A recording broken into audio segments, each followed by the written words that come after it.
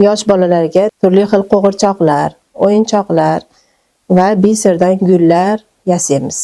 Buni afzal tomonlari bolaga allergiya chaqirmaydi, yumshoq, ichi sintefion bilan to'ldirilgan, qattiq baz, yuvib o'ynataveradi. Quvasoy shahridagi Hamdo'stlik mahallasida istiqomat qiluvchi Roziyaxon Mallaboyeva o'z mehnati va iste'dodi bilan bolalar dunyosiga quvonch ulashib kelayotgan hunarmand ayol. Asosiy kasbi tibbiyot hamshirasi bo'lgan Roziyaxon bo'sh vaqtlarini ham samarali o'tkazib, 8 yildan buyon bolajonlar uchun yumshoq o'yinchoqlar tayyorlab kelmoqda. Quvasoy shahar tibbiyot birlashmasida 22 yildan beri kardiolog hamshirasi lavozimida ishlayman. Bo'sh paytlarim shu ishlarim bilan shug'ullanaman. Meni eng sevimli ishim to'qish. Bir oyda oyligimdan tashqari 3 million 4 million pul topaman. Shogirdlarimiz bor, 10-15 ta qizchalar bor, qo'shnilarimiz. Ular maktabdan kelgandan keyin chiqishadi, har xil o'zlari qiziqqan narsalarni o'rganishadi.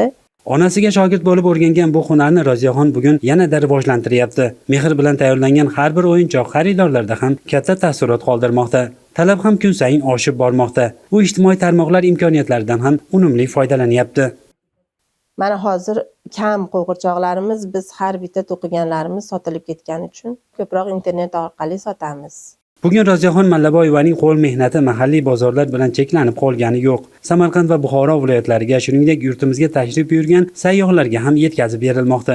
Turli ko'rgazmalarda faol ishtirok etib, milliy hunarmandchiligimizni yanada ommalashishga o'z hissasini qo'shmoqda. 8-mart ayollar bayramida, bolalar bayramida ko'proq uyimizdan olib ketishadi. Talablarga qarab bog'chalar, maktablarda hozir milliy burchaklar qilishyapti. Shular ko'proq so'rashgani uchun milliy kiyimlarda ham qo'g'irchoqlar tayyorlayapmiz. Kelgusida faoliyatimni yanada kengaytirib, ko'proq insonlarga quvonch ulashni istayman. Mehnatimdan zavq olaman, deydi lavhamiz qahramoni. Men qancha chiroyli chiqqan sari o'shancha yana ham yangiliklar, chiroyli narsalar yaratgim keladi. To'qish mobaynida zavqlanamiz, bizning hobbimiz desa ham bo'ladi. Chiroyli chiqqan sari to'qiyotgan narsalarimiz yana ham ko'proq, yana ham chiroyliroq, zamon talabiga mos narsalar to'qishga harakat qilamiz.